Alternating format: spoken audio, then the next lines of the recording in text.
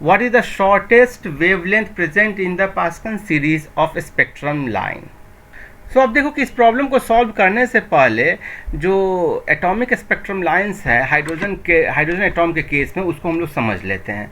उसके बाद इस प्रॉब्लम को समझेंगे, बिकॉज उसको और भी प्रॉब्लम हम लोग सॉल्व करेंगे वहाँ पर काम आएगा ये। सो ये इलेक्ट्रॉन का ग्राउंड स्टेट को आप n=1 से डिनोट करते हो, और n=2 स्टेट जो है n=2 ये आपको सेकेंड स्टेट है। वैसे ही आपको n=3 होगा,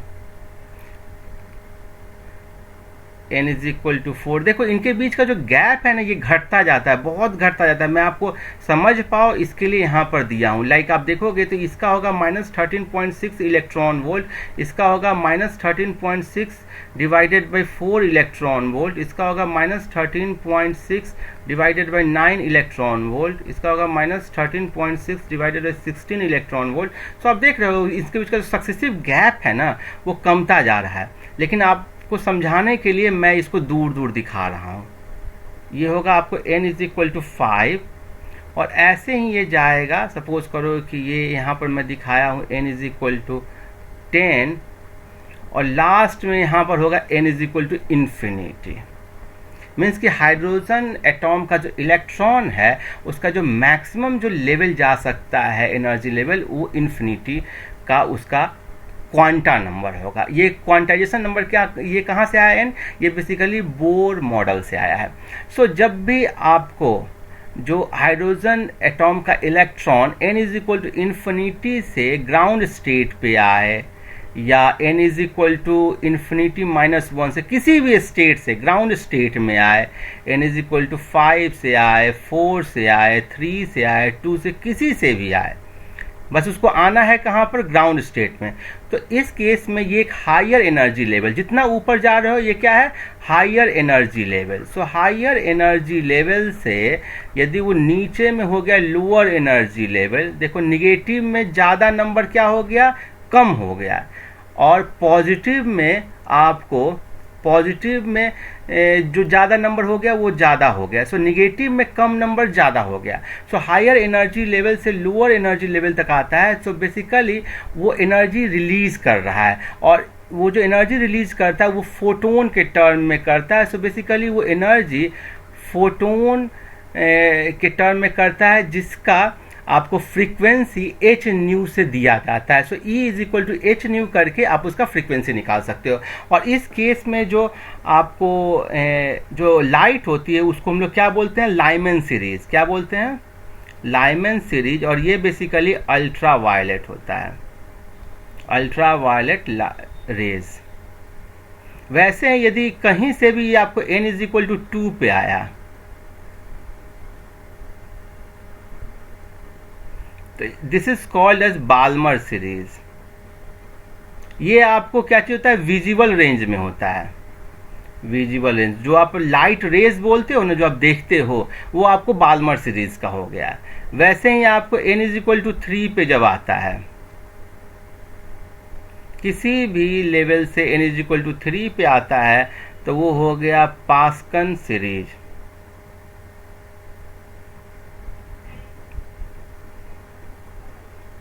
ये हो गया नियर इंफ्रारेड। और किसी भी सीरीज से n=4 पे आता है, तो ये क्या कहलाता है? Brackett series. ठीक है, ये होता है फार इंफ्रारेड। वैसे ही n=5 पे आया तो कहलाता है फन सीरीज। ठीक है। सो ये आपको अलग अलग हो गया। अब आपसे पूछ रहा है शॉर्टेस्ट वेवलेंथ। ठीक है, शॉर्टेस्ट वेवलेंथ मीन्स की हाईएस्ट फ्रीक्वेंसी। आपको मालूम है फ्रीक्वेंसी और वेवलेंथ एक दूसरे का इन्वर्सली प्रोपोर्शनल है। सो शॉर्टेस्ट वेवलेंथ मीन्स की highest frequency means highest energy. ठीक है, एनर्जी आपको हाईएस्ट होना चाहिए। सो हाईएस्ट एनर्जी आपको पास्कल सीरीज में कैसे होगा? जब ये सबसे ज़्यादा एनर्जी वाले जगह से आपको n=3 पर आएगा, तब तो सबसे ज़्यादा होगा ना एनर्जी, बिकॉज आपको शॉर्टेस्ट वेवलेंथ चाहिए। सो उस केस में आपको कहाँ से आ रहा है, तो n is equal to infinity से n इज इक्वल टू 3 पे आ रहा है। सो किसी भी सीरीज का यदि आपको शॉर्टेस्ट वेवलेंथ निकालना होगा तो आपको इलेक्ट्रॉन का ट्रांजिशन कराना होगा n is equal to infinity से उसके क्रॉसपॉन्डिंग जो क्वांटा नंबर है वहाँ पर। इस केस में corresponding quanta number n is equal to 3 है। क्लियर है? अब आपको जो फॉर्मूला यूज करना है वो कौन सा फॉर्मूला यूज करना है? सो फॉर्मूला आपको यूज करना है 1 by lambda is equal to R H Z square 1 by n1 square minus 1 by n2 square, ये वाला करना है। ठीक है, जहाँ पर n1 है, जहाँ पर वो आया है, ठीक है, जहाँ पर वो, ठीक है, ये आया और जहाँ से आया, ओके, तो ये हो गया टू, ये हो गया फ्रॉम, और ये आर एच क्या है, ये आपको रिडबर्ग कांस्टेंट है। रिडबर्ग कांस्टेंट का वैल्यू कितना है 1.0974, मैं ये अप्रोक्सीमेट वैल्यू लिख रहा हूँ, इंटू 10⁷ मीटर इनवर्स। जेड आपको क्या है, एटॉमिक नंबर होगा। सो हाइड्रोजन के केस में ये आपको 1 होगा, लेकिन यदि हाइड्रोजन लाइक एटॉम हुआ, लाइक जैसे कि हीलियम प्लस हुआ, एल जो लिथियम प्लस 2 हुआ, सो इस केस में यहाँ 2 हो जाएगा, इस केस में 3 हो जाएगा, ऐसा।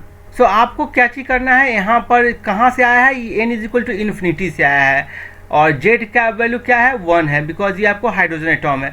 सो 1 by lambda is equal to 1.0974 into 10⁷, 1 by 3 का whole square minus 1 by infinity का स्क्वायर। सो आपको मालूम है कि पास्कल सीरीज के क्रॉसपॉन्डिंग एन जो क्वांटाइजेशन नंबर है वो 3 है। सो ये हो जाएगा 1 by lambda is equal to 1.0974 into 10⁷ into 1 by 9, और इसको आप फर्दर सॉल्व कर दो। So lambda is equal to 9 divided by 1.0974 into 10⁷, इसको आप सॉल्व करोगे तो कितना आएगा, सो 9 डिवाइडेड बाई 1.0974 इंटू 10⁻⁷, और ये आएगा लगभग आएगा 8.20 इंटू 10⁻⁷ मीटर। सो आप इसको नैनोमीटर में चेंज कर दो, सो ये हो गया अप्रॉक्सीमेटली 820 नैनोमीटर। तो इसका आंसर होगा 820 नैनोमीटर। क्लियर है? आगे बढ़े, नेक्स्ट प्रॉब्लम देखते हैं। नेक्स्ट प्रॉब्लम बहुत ही अच्छा प्रॉब्लम है। Problem number 12.4, a difference of 2.3 electron volt separates two energy level in an atom. What is the frequency of radiation emitted when the atom makes a transition from upper level to lower level? देखो ये जो problem है ना बिल्कुल basic concept पर based है, आप देख कर समझ सकते हो। ए डिफरेंस ऑफ 2.3 इलेक्ट्रॉन वोल्ट है जो दो एनर्जी लेवल किसी एटॉम में है।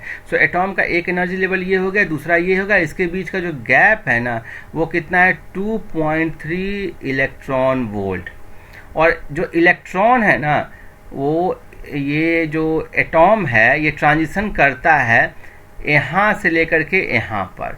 सो बेसिकली ये हायर एनर्जी लेवल से लोअर एनर्जी लेवल पर आएगा। तो जो एनर्जी जो इसका कम है वो कहाँ पर निकल जाएगा, तो ये आपको फोटोन के रूप में निकल जाएगा। और उस फोटोन का एनर्जी कितना होगा, h nu 2.3 electron volt. So clearly h nu is equal to 2.3 electron volt, that is 2.3 into 1.6 into 10⁻⁻19 joule. और h का वैल्यू आपको मालूम है, h का वैल्यू क्या है 6.62 इंटू 10⁻34। सो यहाँ से आ जाएगा ये, इसको आप वैल्यू को मल्टीप्लाई कर दो, 6.62 into 10⁻34 into nu frequency is equal to 2.3 into 1.6 into 10⁻19, और फ्रीक्वेंसी न्यू का वैल्यू हो गया 2.3 into 1.6 into 10⁻19 divided by 6.62 into 10⁻34। So 2.3 into 1.6 divided by 6.62, और ये हो गया इंटू 10⁻15। सो ये आ जाएगा आपको 0.55589 इंटू 10⁻15। इसको मैं पर्सनली सॉल्व किया हूँ सारे प्रॉब्लम्स को, और ये हर्ज हो जाएगा। सो इसका हो जाएगा 5.55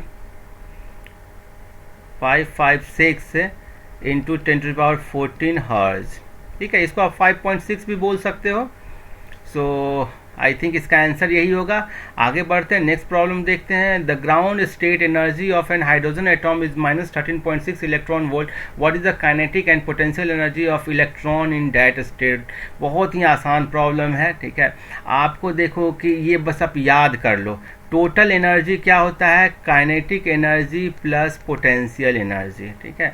और जो एनर्जी का वैल्यू दिया जाए, एनर्जी का वैल्यू जो दिया जाता है उसमें माइनस साइन लगा दो, ठीक है। मीन्स कि आपको काइनेटिक एनर्जी यदि निकालना हो तो एनर्जी जो टोटल एनर्जी दिया गया उसमें माइनस साइन लगा देना। सो क्लियरली आपको काइनेटिक एनर्जी इस केस में कितना हो जाएगा, -13.6 इलेक्ट्रॉन वोल्ट, और ये हो जाएगा आपको 13.6 electron volt. So kinetic energy हो गया 13.6 इलेक्ट्रॉन वोल्ट। और पोटेंशियल एनर्जी का वैल्यू क्या होगा, आपको मालूम है कि टोटल एनर्जी हो गया, total energy is equal to -13.6 electron volt is equal to kinetic energy plus 13.6 electron volt plus potential energy. So potential energy is equal to -2 into 13.6 electron volt. So हमेशा ध्यान रखना दो फॉर्मूला, काइनेटिक एनर्जी होता है minus of total energy और potential energy होता है plus of 2 times total energy, ठीक है। तो मेरे ख्याल में कोई दिक्कत नहीं होना चाहिए। इसका आंसर हम लोगों ने जान लिया है। जैसे इसका काइनेटिक एनर्जी हो जाएगा ये वैल्यू और पोटेंशियल एनर्जी हो जाएगा 27.2 इलेक्ट्रॉन वोल्ट।